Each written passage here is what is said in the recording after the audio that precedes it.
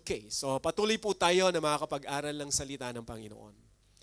At kilalang-kilala niyo na po ako kung regular kayo no ma-attend. Malimit kong sinasabi, ano yung aking introduction lagi about the Word? Yes, so bakit ko po kinukuha lagi yung attention natin? Because the Word of God is the food of our spiritual being. So we are created according to His own image and likeness. At yung pong spirit na yon, ito yung naglolong sa presence ng Panginoon. Ito yung nangangailangan ng salita ng Panginoon. Kaya kung titingnan po natin ang kagandahan po na tayo ay lumalapit sa Panginoon, kapag tayo lumalapit sa Lord, at ang mga salita niya ay pinag-aaralan po natin, He used His Word to speak to us. Di ba? Pag tayo may mga panalangin, pag tayo may mga pangailangan sa mundo na to, walang iba pong gagamitin ang Diyos kundi ang kanyang mga salita.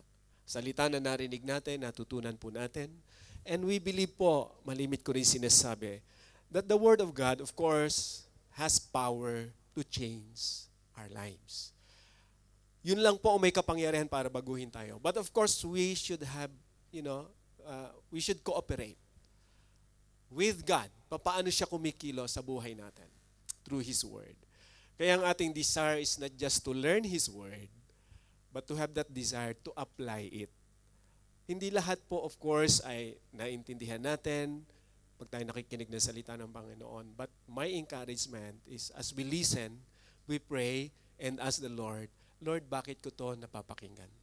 Ano ang plano mo sa akin? Dahil doon po ni Lord, ginagamit ang kanyang salita para kausapin tayo.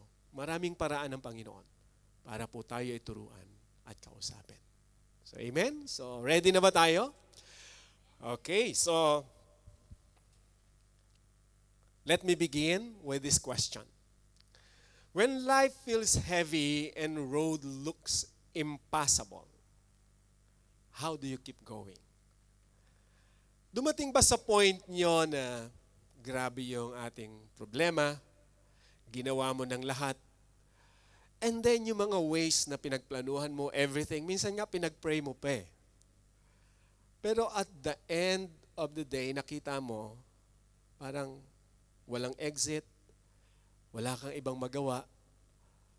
Di ba? Hindi mo alam kung ano yung mga dapat mong desisyonan.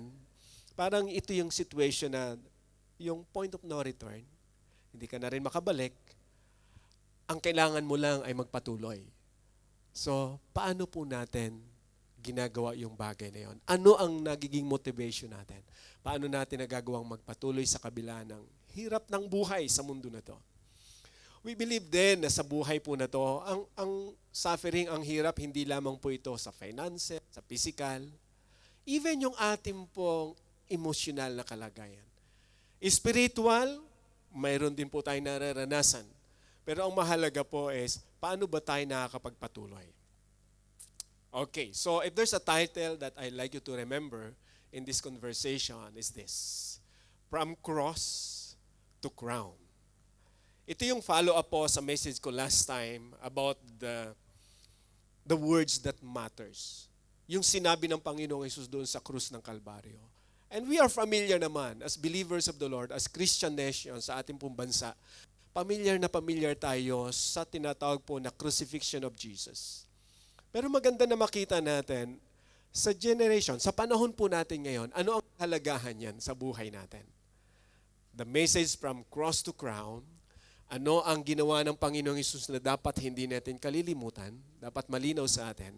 Kasi lagi ko po itong sinasabi na ang Panginoong Hesus o ang salita ng Panginoong Hesus, lagi po yung napapanahon. Yung sinabi niya, even from the Old Testament, para sa mga Israelites, gamit ni Lord sa kanila, sa New Testament, para sa mga Jewish, sumunod sa Kanya. Sa panahon po natin ngayon, kaya nasulat ang salita ng Lord, meron siyang purpose na kinakailangan matutunan natin. At doon po tayo, patuloy at patuloy, na namumuhay. So from cross to crown, ano po ang nais ng Panginoon na ipaalala sa atin from this title? So, let's read first Philippians chapter 2, 8 to 9. Sabi po ni Apostle Paul, and being found in appearance as a man, he humbled himself by becoming obedient to death, even death on a cross. Therefore, God exalted him to the highest place and gave him the name that is above every name. Apostle Paul, sinulat niya po yan. Of course, alam natin from this statement, yung cross, of course, na sinasabi rito ay binabalikan ni Paul yung ginawa ng Panginoong Jesus doon sa Calvary. And of course, when Paul said that, therefore God exalted him, ay kung ano naman ang pinatunay ng Diyos para po maintindihan ng bawat nananampalataya, sino ba talaga ang Panginoong Jesus? Ano ba talagang katangian mayroon ng Panginoon na dapat po hindi natin kinakalimutan? So if there's one thing that I'd like you to remember, at least for the whole week, we will meditate and ask the Lord, Lord, ano to sa akin? Bakit ko kinakailangan matutunan to? Bakit ko narinig to?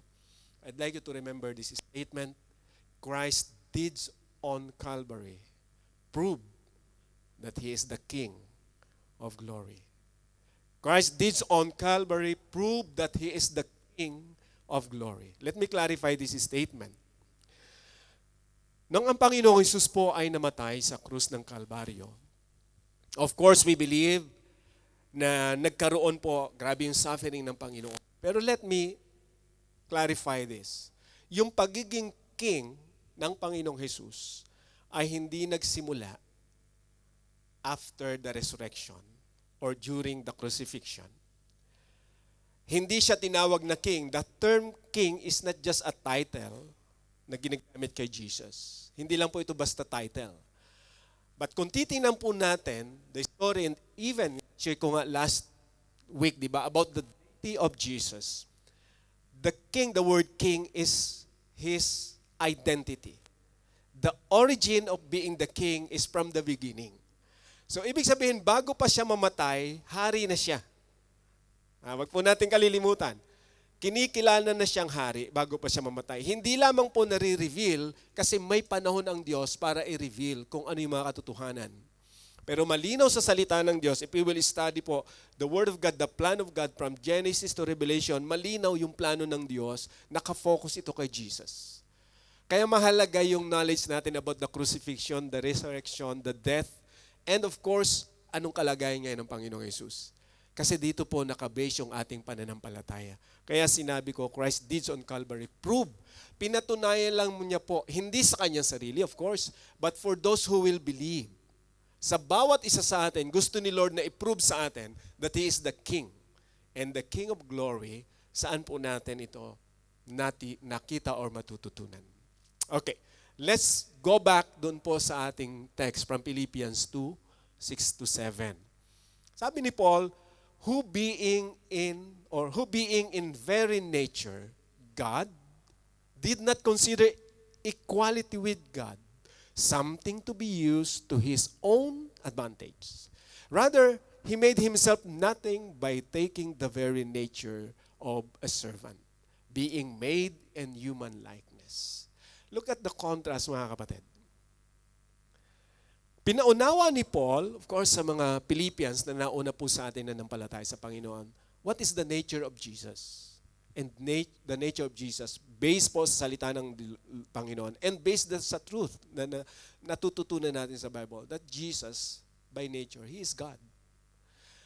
Despite nung kanyang naging suffering po, na kumbaga pinakita niya talaga kung ano yung napagandang plano, malinaw, hindi nawala yung nature niya. Hindi po yun nawala. Lilinawin ko, hindi ito nawala. Ang term ni Paul did not consider equality with God. So, hindi nawala yung pagiging Diyos ng ating Panginoong Jesus. Sa Tagalog, ang ginawa po ng translation dyan, hinubad niya yung kanyang pagka-Diyos. Ibig sabihin, hindi niya yon in-apply nung siya narito sa mundo.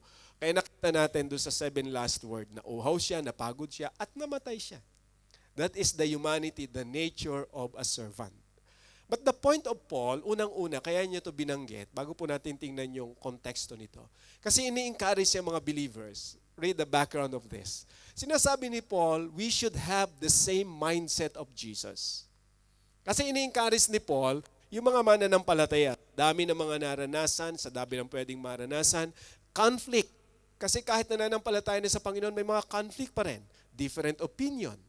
Diba? Sabi ni Paul, we should have the same mindset of Jesus. Kaya niya idinugtong ito. Who being in a very nature of God. Yung mindset na sinasabi doon ni Paul, and of course, the way we love each other, the way we consider each other, hindi lamang po sa mga pamilya natin, biologically, but especially sa ating spiritual family, the believers. Lahat po ito ay kabilang, tayo po ay napapabilang, doon po sa paalala ng Panginoon that we should exercise the same mindset of Jesus.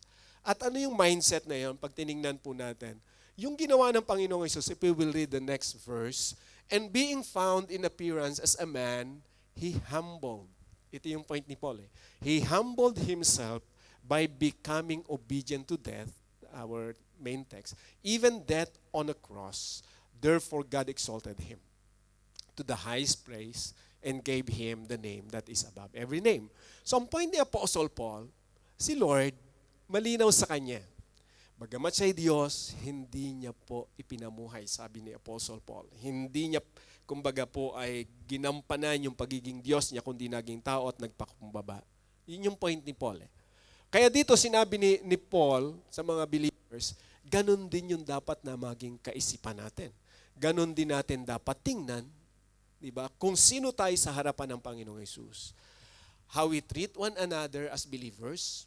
Bakit po? Kasi nga, the Bible is centered to Jesus. So, ang buhay natin, alam natin, napakalinaw po nito, if we believe in Jesus, the Lord will change us.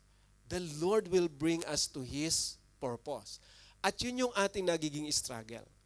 Kaya pinaalalahanan ni Paul, so kung gusto natin na ma-experience yung mga bagay, yung victory, yung tagumpay ng Panginoong Hesus, ang encouragement ni Paul, dapat ang inyong pag-iisip, tinitingnan nyo ano ba ang bagay na inisip ng Panginoon, sinabi ng Panginoon. Of course, hindi naman sinasabi ni Paul, we believe na magagaya natin exactly yung ginawa ng Panginoon. That's impossible. But the point is, what is our basis? Ano yung ating pong kaalaman na dinidevelop sa ating kaisipan? Naroon ba ang Panginoong Hesus lagi sa ating kaisipan? If we will make decision, di ba? If we will do things for ourselves or for our loved ones or for the body of Christ, for example, nasaan si Lord? Di ba? Paano natin nakikita yung mindset na sinasabi ni Paul, di ba? Yung mindset ni Lord na iniisip din natin. Kaya nga, pag pagka pinuntahan or binalikan po natin yung paalala dito ni Paul, nilinaw niya, nakakatuwa yung paalala ni Paul, ano? Mula dun sa encouragement na having the mindset of Jesus, ang ginamit niya is the deity of Jesus. Ang hirap adapt kung ating mabuti na, di ba, yung ating reasoning as human being, ay kasi God siya kaya niya nagawa yon. Ay ako tao lang. Di ba, meron tayong mga ganung reasoning. Tao lang ako. Siya God. But ang point ni Apostle Paul, kaya niya sinabi ito, of course, to encourage the believers to be aware. Ano ang nagiging basis natin sa mga decision making? Sino si Christ? So, ika-clarify po natin ngayon, paano ni Paul in-encourage? Bakit ito yung in-encourage sa mga Philippians? Bakit ito yung verse na ginamit niya? Di ba? But binalikan niya yung cross. And then, dinugtong niya, therefore God exalted Him. Malinaw po yung pagpapaalala ni Paul. Sa buhay na to, kaya ang ganda ng example ni Jesus pinakita niya talaga kung ano yung suffering. And after the suffering, ano ngayon yung naging kalagayan ng Panginoong Hesus? Kasi sa mundo po na to, pag pinag-aralan po natin mabuti, we live by faith. Yun ang encouragement sa atin ng Word of God. Ang mamuhay sa pananampalataya. So ang problema natin, pag pag-uusapan ng pananampalataya, the Bible encourages us, if we live by faith, we should believe those things we haven't seen. Because faith is the substance of things we hope for. The evidence of things we cannot see. Yun yung ating pong problema. Si Jesus, alam na niya lahat. What is the future? Diba? Sabi ko nga last week, diba? Bago pa siya pumunta sa cross, sinabi niya I have the authority. Tayo, wala tayong ganong knowledge, wala tayong ganong idea. So dinala tayo ngayon ni Paul sa ating pong pagkakilala sa Panginoong Hesus. Sino si Jesus na namatay para sa atin? Kaya yung title ko na From Cross to Crown, magpapaalala sa atin, anong naranasan ng Panginoong Hesus na pwedeng nararanasan natin? At anong kalagayan ng Panginoong Hesus ngayon na pwede pong iparanas sa atin ng Panginoon habang tayo dito, habang nasa lupa tayo, yung mga bagay na result ng ating pong pananampalataya sa Panginoon. Kaya pag tinignan natin yung next verse, at the name of Jesus, this is the effect. Every knee should bow in heaven and on earth and under the earth. And every tongue acknowledge that Jesus Christ is Lord to the glory of God the Father. Nilinaw ni Apostle Paul. Okay, pag tinignan nating mabuti, sa mundo na to, hindi lahat nagsasabi that Jesus is Lord. Maraming mga tao, they don't believe who Jesus is, that Jesus is Lord. They don't believe. They don't acknowledge Jesus as their Lord. But dito sa text na to, sinabi ni Paul, this is the future event na mangyayari. Whether angels, whatever yung host sa heaven, lahat ng tao sa mundo, heaven and earth, whether believers or not, anumang religion, anumang pong kalagayan ng tao. At sabi pa ni Apostle Paul, under the earth. Ang tinutukoy dito ni Apostle Paul ay walang iba, mga evil spirit na nag-rebel against God. Sabi ni Apostle Paul, darating ang panahon, they will acknowledge Jesus. Every tongue will confess. Sasabihin nila kung sino si Jesus at si Jesus ay ang Panginoon sa ikaluluwalhati ng Ama sa langit. Dito natin makikita kung paano ni Paul binigyan ng importance si Jesus na dapat maintindihan natin bilang nananampalataya. Okay, can we imagine? Let's imagine lang. Kung lahat ng heavenly host, angel, everything, at lahat ng tao, di ba, na nilikha ng Panginoon, binigyan ng buhay, kasi lahat tayo aharap sa Panginoon. At lahat ng angel na nag-rebel sa Panginoon, na ngayon po ay tinatawag na demons, ay confess kung sino si Jesus. Can we imagine kung anong gustong ipaunawa ng Panginoon sa buhay natin ngayon? Kung sino siya at ano ang pwede niyang magawa sa iyo at sa akin. Kung tayo po ay magtitiwala ng lubos sa Panginoon. Na-imagine na ba natin na kung lahat ng bagay sa mundo, di ba? Lahat ng tao, lahat ng nilikha ng Panginoon, i-acknowledge si Jesus. Ngayon pa lang, ano kayang klase ng blessing ang pwedeng ibigay sa atin ng Panginoon? Na hindi pa siya bumabalik, ina-acknowledge mo na siya as Lord and Savior. What kind of blessings do you think or reward do you think that God would give you? So napakayaman po ng mga katotohanan na to. Ang kailangan lang ng isang nananampalataya sa Panginoon ay maintindihan. Yung pong ginawa ng Panginoong Hesus, bakit kinakailangan niyang pumunta sa tinatawag na Calvary, and after that, ano ngayon yung naging kalagayan niya na dapat po nating pagtiwalaan. Kaya nasabi ko, Christ's deeds on Calvary prove that He is the King of glory. In-explain ko na kanina na yung pagiging king niya ay hindi nagsimula nung siya ay nabuhay na muli. Ilang verse sa Bible, marami pong verses, sa Old Testament pa lang, na masa natin natutunan na marahil ng iba. But let me go back, some verses from the Bible that will remind us. 1,000 before the birth of Jesus, at least 1,000 years before, David wrote this in Psalm chapter 24, verse 9 to 10. Sabi ni David, lift up your heads, you gates, lift them up, you ancient doors, that the King of glory may come in. Who is He? This King of glory, sabi ni David mismo, the Lord, capital L-O-R-D, the Lord Almighty. He is the King of glory. So sa Bible po, sa Old Testament, pag ginamit nila ang salitang Lord, Lord, capital L-O-R-D, yan po ay patungkol sa tinatawag po or pangalan ng Hebrew na Yahweh, na wala pong kapantay. Kaya ang term ang ginamit doon, kasunod, Almighty God. Wala siyang kapantay, nag-iisang Diyos. Siya ang lumikha ng lahat ng bagay. Sabi ron ni King David, He is the King of glory. The Lord Almighty, Yahweh the Almighty, is the King of glory. So 1,000 years before the birth of Christ, and another verse 5,000 or 500 years before, Zechariah prophesied also. Rejoice greatly, daughter Zion. Shout, daughter Jerusalem. See, your king comes to you, righteous and victorious, lowly and riding on a donkey. On a colt, the foal of a donkey. So very clear ngayon. So pag i-connect po natin, parang mga dots, pag i-connect natin lahat, ito yung nagpapaunawa at nagpapakilala sa atin na mayroong King of Glory na kinikilala from the very beginning. Na mayroon po. At sabi roon, He is victorious.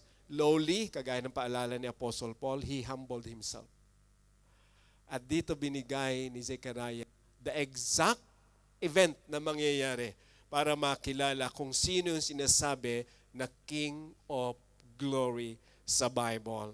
And John chapter 12, verse 12 to 13, simulan po natin reading. Sabi ron, the next day, the great crowd that had come for the festival heard that Jesus was on his way to Jerusalem.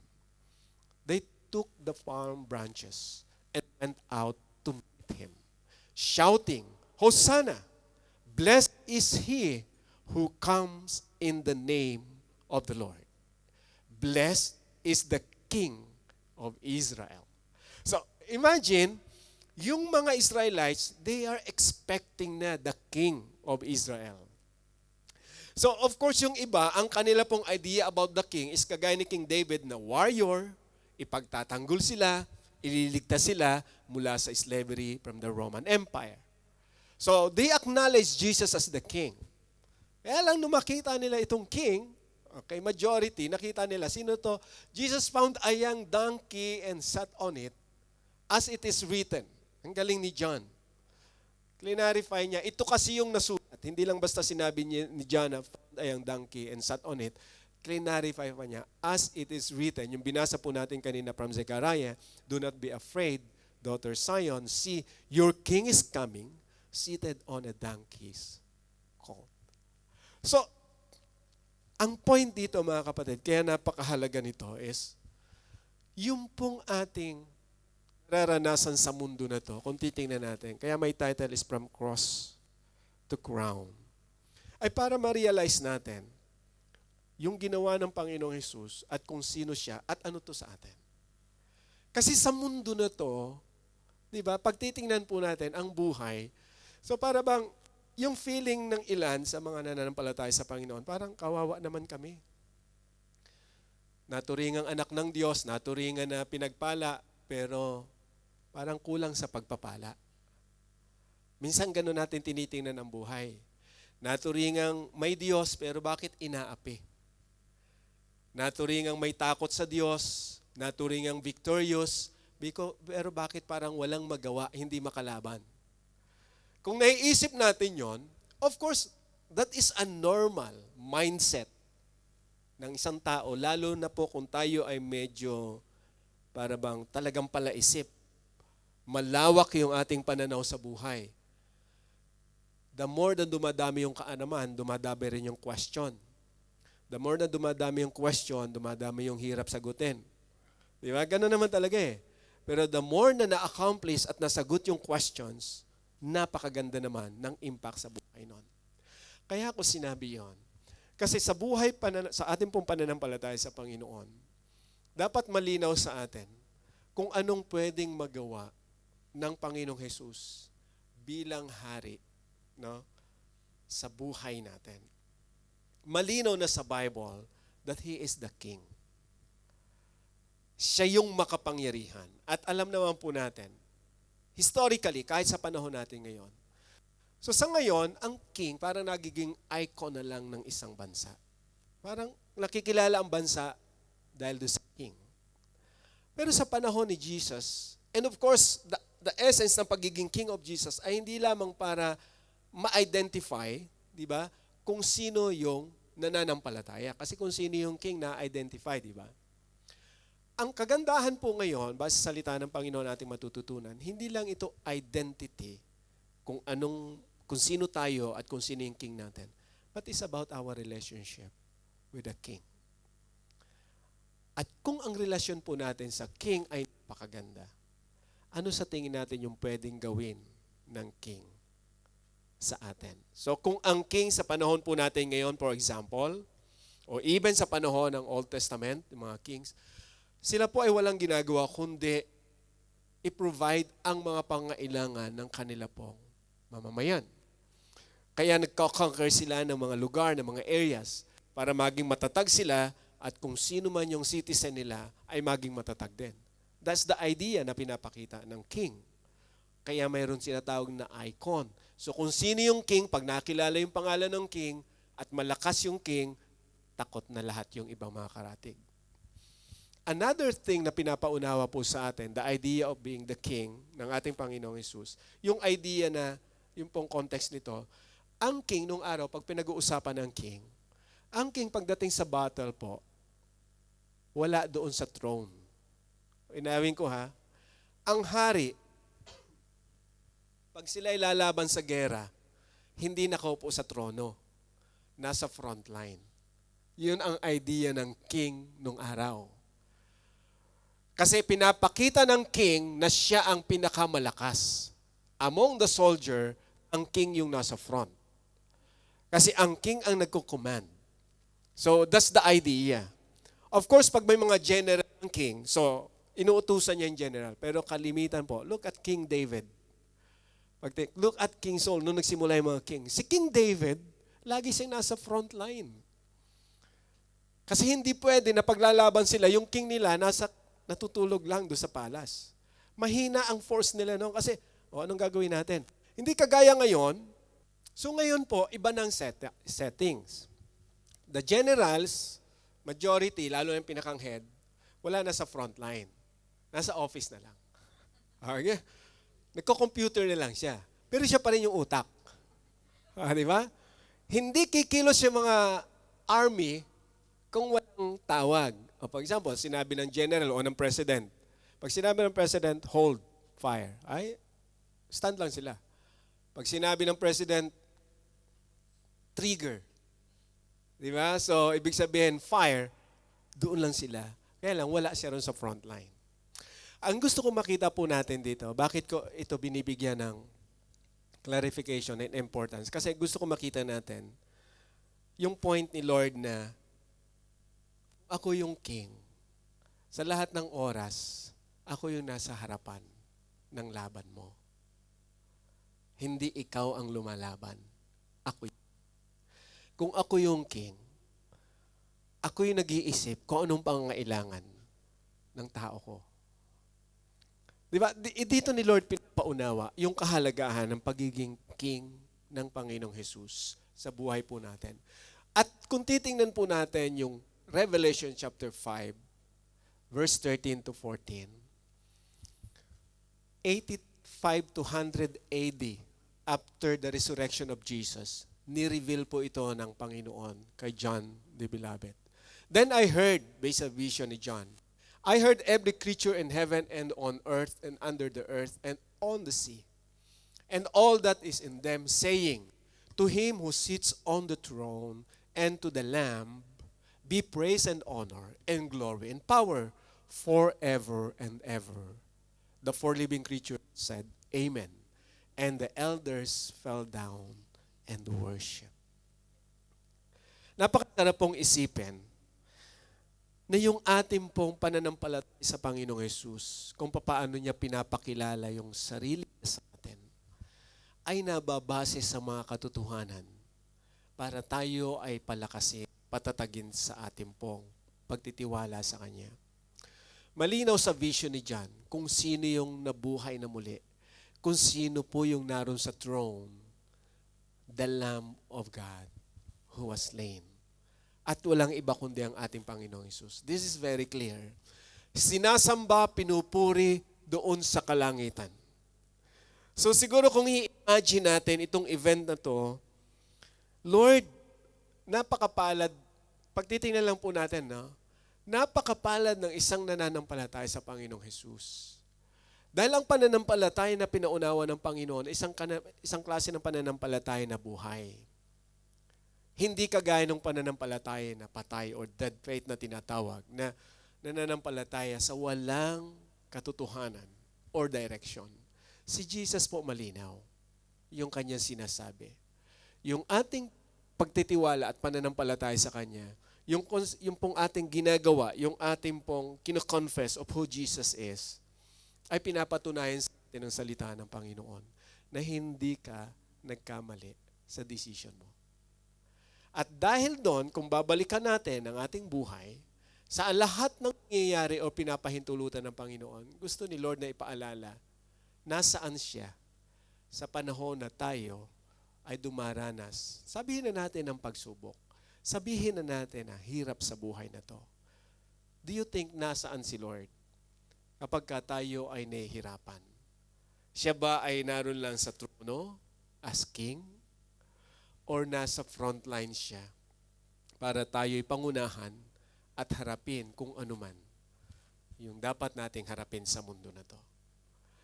So, kaya po yung title na ginamit ko, From Cross to Crown, for us to realize, hindi siya nanatiling patay, at ngayon siya ay hari, na karapat-dapat po nating lapitan, karapat-dapat pagtiwalaan as our King.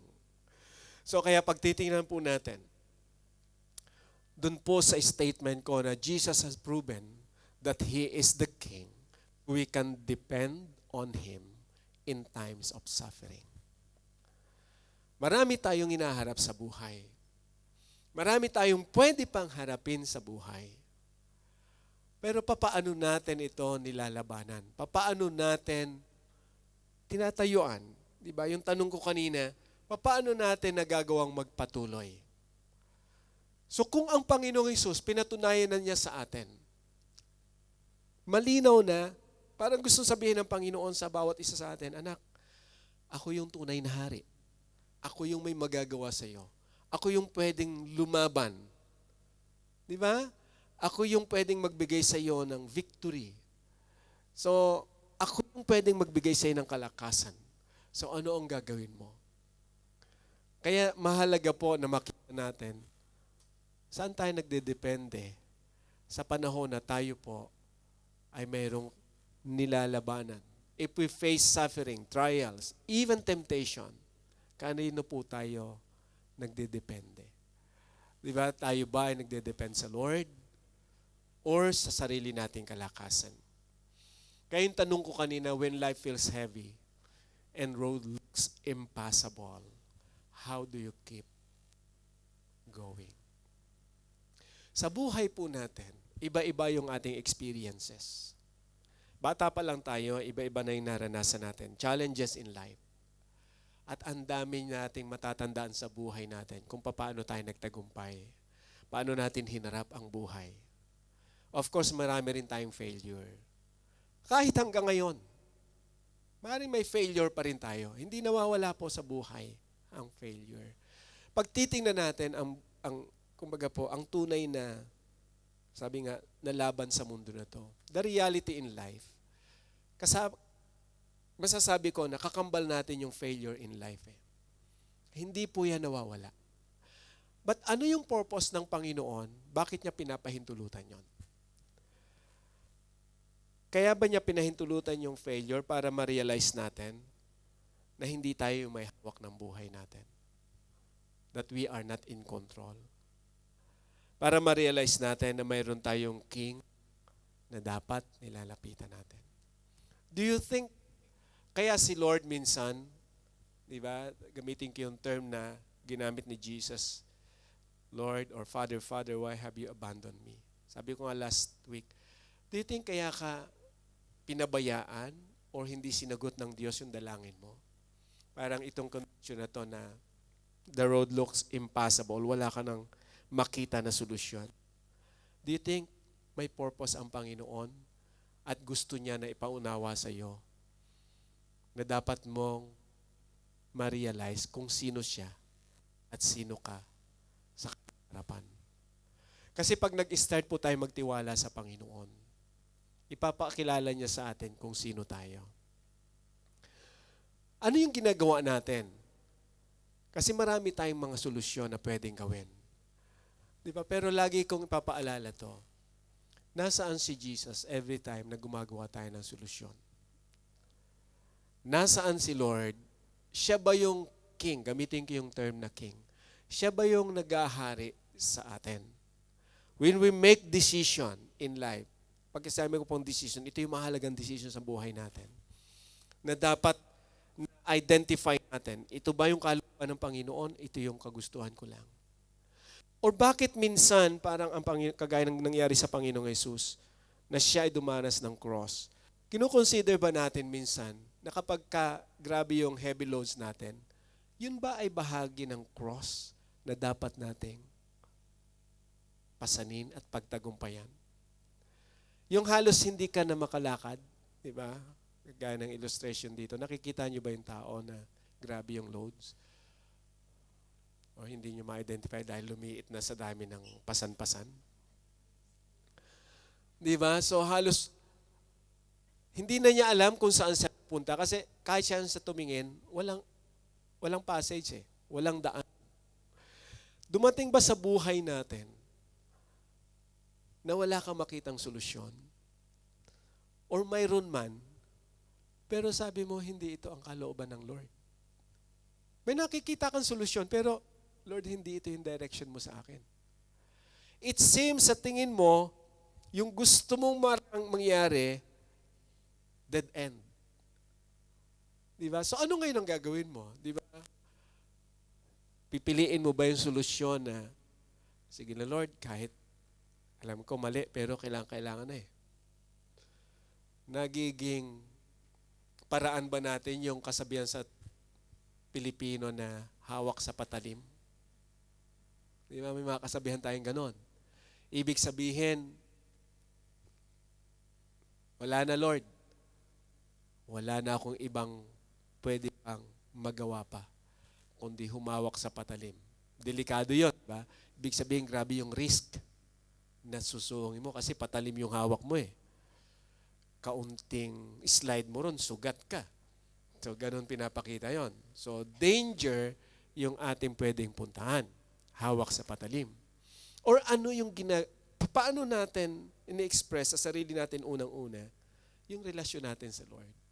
Paano mo binabalikan, di ba, yung relasyon mo sa Panginoon? Sino si Lord sa iyo at sino ka sa harapan ng Panginoon? May illustration ako na, kwento dati. Matagal na, ewan ko naalala nyo to. Pero ikukwento ko uli in relation to this. Patungkol sa manok. No? So, kung alam niyo yung patungkol sa manok, mayroong isang manok na naglalakad. Ang saya-saya niyang naglalakad. Kumakanta pa siya ng kay buti mo or sa biyaya mo lamang. Kumakanta siya. So, masaya yung manok habang naglalakad. Habang naglalakad siya, okay, yung harapan niya, nakita siya ng tao, may hawak na pamalo. Sabi nung manok, delikado ako rito. Tinola ang bagsak ko nito kasi pero yun papaluin ka sa ulo. So, sa madaling salita, sabi nung manok, danger. Kumanan siya. Para maiwasan.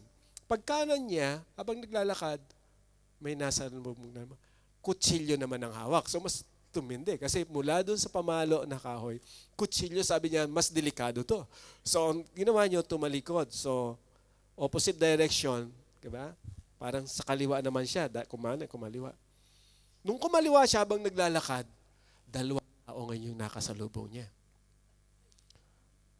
Ang problema, nakita niya may hawak na kakaiba na naisip niya, baka gawin akong pulutan ito. So, ibig sabihin, grabe na yung fear nung manok. So, wala siyang magawa kundi ang bumalik. Kaya lang sa harapan niya may tao. Nung kumanan siya, wala na siya magagawa kundi ang bumalik. That's the only solution. So, bumalik siya ngayon. Nung bumabalik siya, nagulat siya.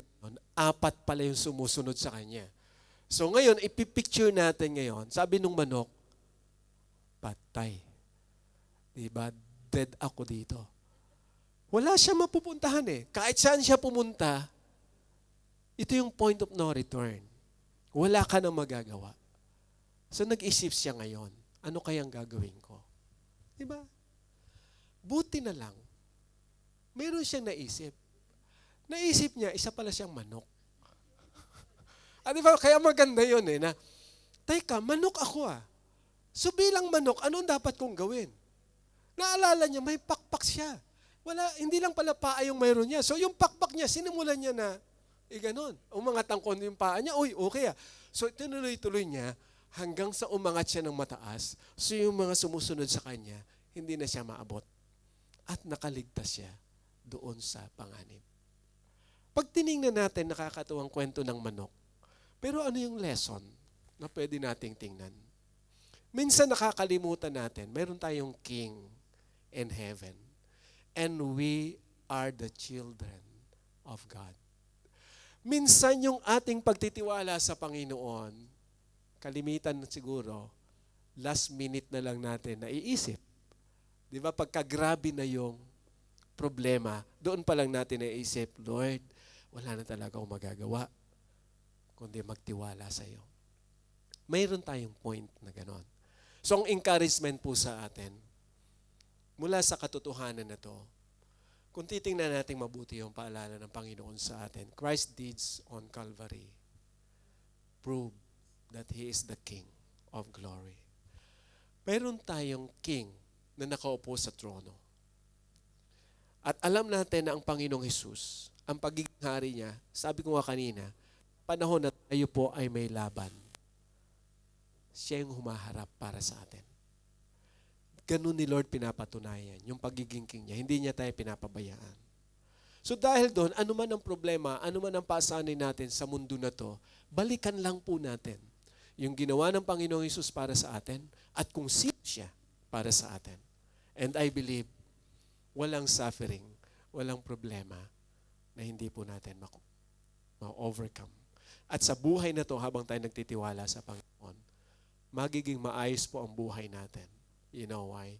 Because you have the King. And He is the King of Kings. And He is Jesus. Kaya my final advice is this. Consider Jesus as your King. Hindi ko po sinabi as the King. It tells us about our relationship with Him. May tao na sinasabi nila, yes, Jesus is the King. But the question, is He your King? Siya ba yung kinukonsider mo na hari? Ang pagiging hari niya hindi magbabago. Kahit anong gawin ng tao, mananatili siyang hari. Ang nagbabago lang ay yung relasyon ng tao sa hari. At ang encouragement ko po, patuloy nating tingnan sa ating sarili. If Jesus is our King. Another word o another term ng consideration is acknowledgement. Do we acknowledge Jesus? Kapag sinabi po natin, kinukonsider natin si Lord, ibig sabihin malinaw sa atin, we are willing to surrender, we are willing to accept Jesus, we are willing to submit to Him as our King. Kaya sabi ko, let us remember that Jesus, our King, is alive and rules the universe. Napakasarap pong isipin, ano bang problema natin sa mundo na to, at ano ang pwedeng magagawa ng ating Panginoong Hesus na siyang may hawak ng mundo. Di ba kung babalikan lang po natin lagi. Yes, manghihina tayo minsan sa problema. Madidepress tayo. Sa mga failure in life natin. Sa mga mistakes natin na nagagawa. Minsan depressing talaga yan. Pero wag natin kalilimutan. I believe paraan ng Lord yan para matuto tayo. Tinuturuan tayo ng Panginoon. Alam mo yung advantage natin? We have the King. We have Jesus, our King, who is always there to teach us, to remind us, anak, iba yung direction mo ngayon. Anak, medyo matagal na tayong hindi nag-uusap. Anak, iba na yung plano mo sa buhay. Anak, nawawala na ako doon sa mga plano mo. Yun ang kagandahan ng Panginoon. He always reminds us. At doon natin ma-appreciate yung pagiging king ng Panginoon. Yung kanyang pagmamahal sa bawat isa po sa atin. Kumusta ang ating buhay, mga kapatid? I hope, mga kapatid, I hope and I believe, anumang mangyari, anumang harapin natin sa mundo na to, huwag po natin kalilimutan, yung ating hari, na nananatiling hari kahit anong mangyari, ay lagi pong handang tumulong sa atin sa lahat ng panahon. And His name is Jesus. Ang kailangan lang natin ay ilapit patuloy palagi yung ating buhay sa Kanya at hayaan na siya maghari sa atin.